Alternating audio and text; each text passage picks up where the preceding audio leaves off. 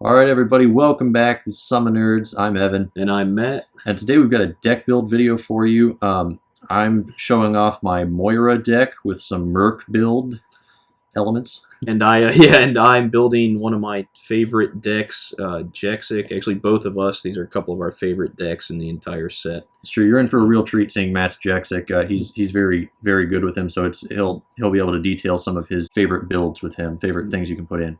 Yep, here's Jexik. I will just start by showing off, obviously, his starting commons. So I kept 3 Renegades in. That means I took 1 out because he does start with 2. He has a 6/6/6 common spread. I left in 2 Assassins. The Assassins are obviously for the hits on the Summoner or a Champion. I only feel like I really need 1 of those in the end game, just in case things...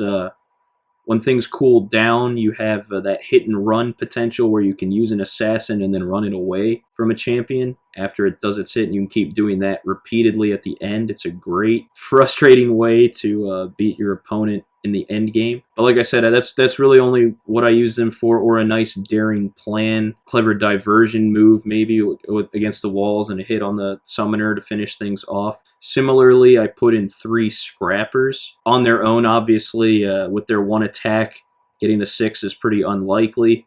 But again, I have that daring plan play in mind when I use those. If all goes well and I get, a surround with 3 slashers, you could have 9 die, and a couple of those are supposed to be 6s. So this is a great way to rack up damage. I have 2 thieves. I have 2 thieves in there. Sorry, I forgot those scrappers. They're very important as well. I'll talk about the scrappers first. They have that the same idea with daring plan. So they get 3 attack each.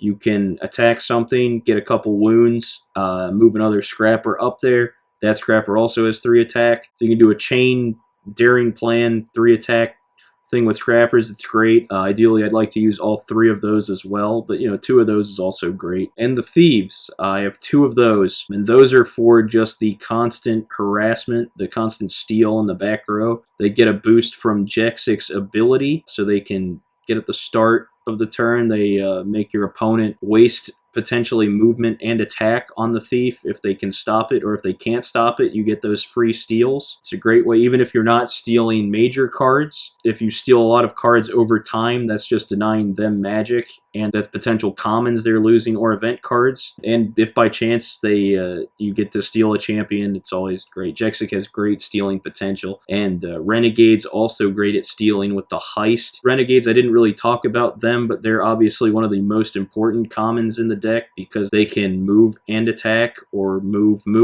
attack during the movement and attack phase. So they offer great movement potential and attack potential. And same thing when a daring planned Renegade doesn't get to take advantage of that during the movement phase, but that's still 4 dice if you are able to move it. Like, you can get that 1 attack from the movement, and then during the attack phase, it has 3 attack. Renegades are great heist units because they can cover 4 spaces, 6 with Jexik's brilliant strategist ability. That's the idea I have with this. I have some heavy hitters, and I have some great stealing potential. I also forgot this lone bruiser. The bruiser is just meant to...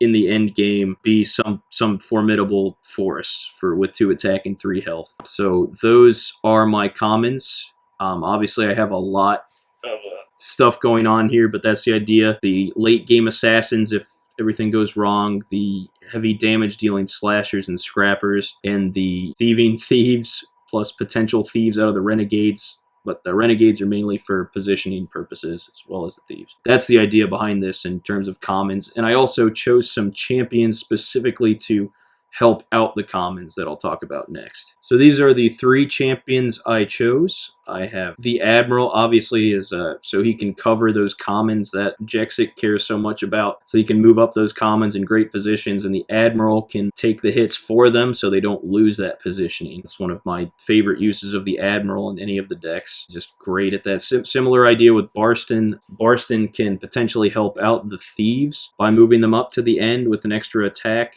So he gives an additional 2 movement outside of Jexik's 2 movement that he provides. Barston can be used with a clever diversion. You can cleverly divert a unit onto another wall, And even if it can't attack, maybe Barston can provide it with some extra movement to get in position to attack. Lots of great assassination potential provided by those two champions when combined with the commons. So I think of those two generally as support.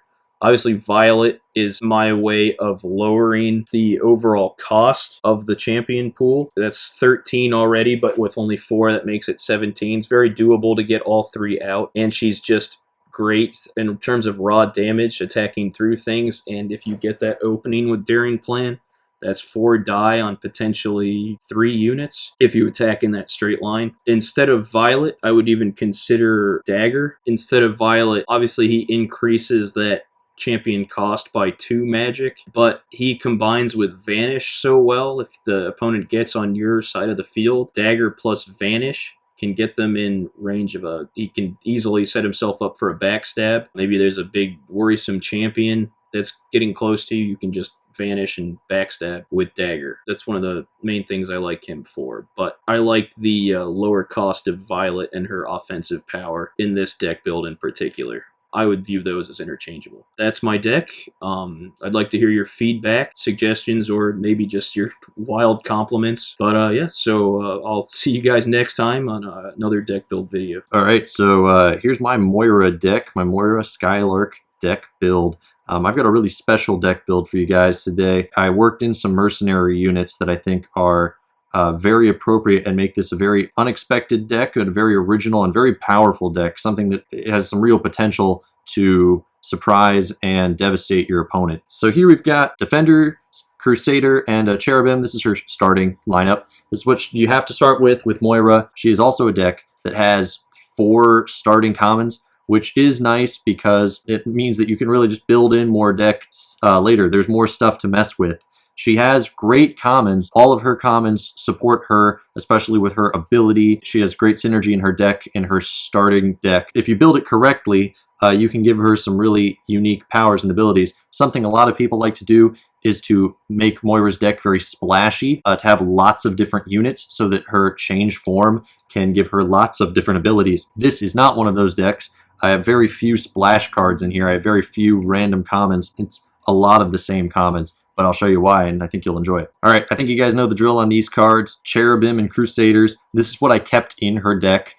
So I took out 1 extra Cherubim and 1 extra Crusader, and I took out all of the Defenders. There's a good explanation for taking out the Defenders, beside the fact that Crusaders are amazing, especially with the champions that you can build in the deck. Father Benjamin benefits from Crusaders, etc. And if you have Crusaders, why would you not have Cherubim? They make the commons so powerful. Their range and their speed and the fact they can move over units for assassinations and what they can give Moyra in terms of her ability with change form. My goodness, so many good reasons to have Cherubim and Crusaders. So I didn't see a great reason to take too many of these out, and I did take out all the Defenders. There's a very good reason for that, though, and so I'll show you what that is. Boom! Demon Hand. Again, I made Matt laugh in the background. I've got Demon Hand in this deck, and what makes them so phenomenal in Moyra's deck is this.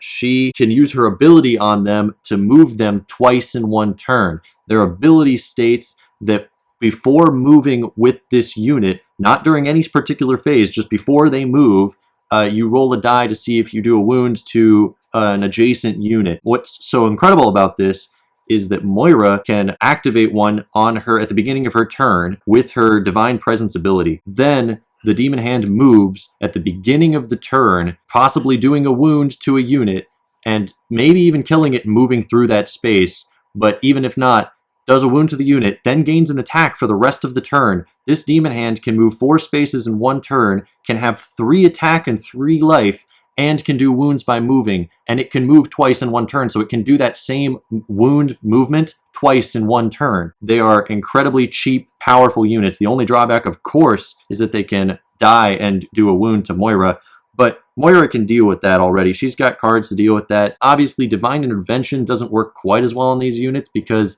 then she's still taking a wound. But that's part of Moyra's deck, is that she takes some wounds for her units. Having a couple Demon Hand, I wouldn't advise playing all 5 Demon Hand commons in 1 game, because that's 5 almost guaranteed wounds that Moyra's going to take. So I wouldn't do that. But playing a couple would be great. They can last a long time. I have some stuff to help them last longer than normal as well, and I'll explain that in a minute. But they're just really powerful. I put 5 in here. I replaced all the defenders with demon hands, and I did that just so that you always have a demon hand that you can play in the deck. I don't want to build this deck around demon hands, a mercenary unit, and not have them when I want them. I want to always be drawing demon hands. You can build several of them, that's fine. Then you'll just have more magic for champions. All right, and you might have noticed I left 2 commons for a splash. Having a rusher is so important in Moyra's deck. I think the ability to combine a rusher with a cherubim with change form is huge. Then you can move with a rusher and a cherubim combined with change form. You can move 5 spaces in 1 turn with Moyra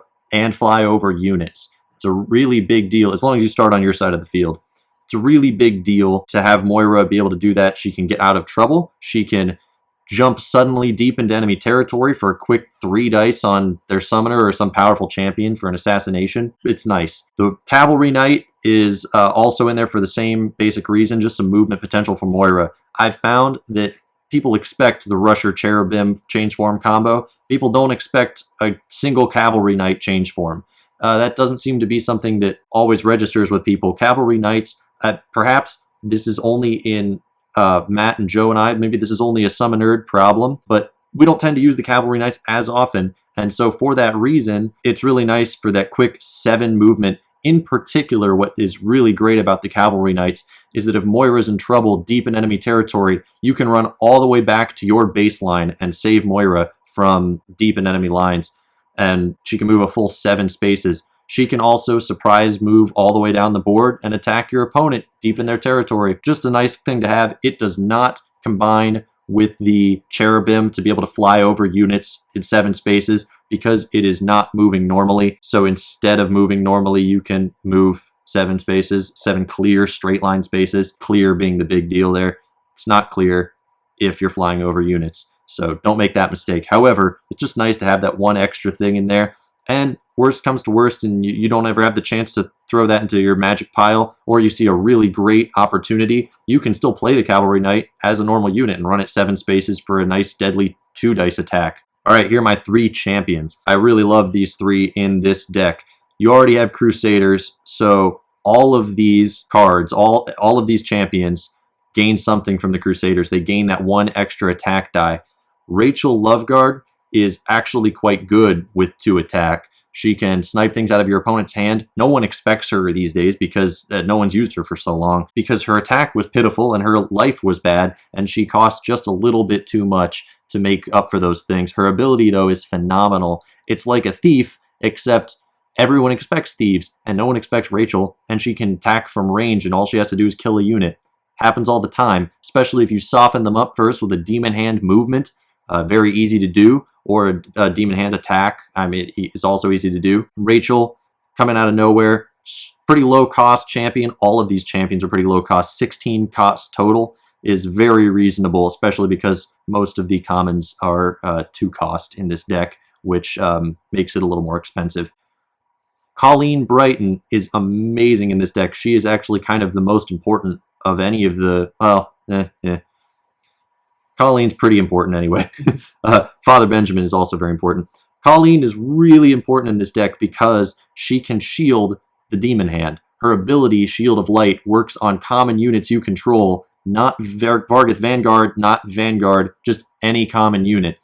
She can shield the demon hand, making it harder to kill the demon hand, who already have 3 life, and means that Moyra doesn't get hurt as easily, doesn't take those wounds from the demon hand dying. This also is a wonderful ability that works with the Crusader, because the Crusader gains the longevity that Colleen provides, and Colleen gains an attack from the Crusader. Colleen with 3 attack and 6 life is a very powerful champion. It's not a bad idea to have her fighting up on the front lines with a couple Crusaders near her, or a demon hand in this case near her. Very solid champion all around, and really benefits the way this deck works. Father Benjamin's very obvious how he helps. Those demon hands are going to pile up and give you lots of wounds. In this case, Father Benjamin can take them all off at the end. Father Benjamin also gains some attack die from the Crusaders. All of them are pretty cheap. All of them are useful in almost every scenario. I think Colleen and Father Benjamin are probably the 2. If you have to only choose 2, I'd choose those 2. But if you've got an extra 5 magic at some point in the game and you have a Crusader out, send Rachel out, start whittling away your opponent's hand, killing their units on the board, gaining magic, while simultaneously ruining their hand. Especially if they've got one card in their hand and you think you can snipe a unit, it's always worth it to try, because it could be a champion or it could be a wall they desperately need or an event. Big deal. It's a really nice thing to have. All right, everybody. Thank you very much for watching our deck build video. This is our second one. We really enjoy it. Please leave us any comments or questions on these decks if you would like. Tell us how you think this works. If you like these deck build videos, tell us about that. If you like this video, hit like. If you want to comment about it, comment, please. We really appreciate all comments.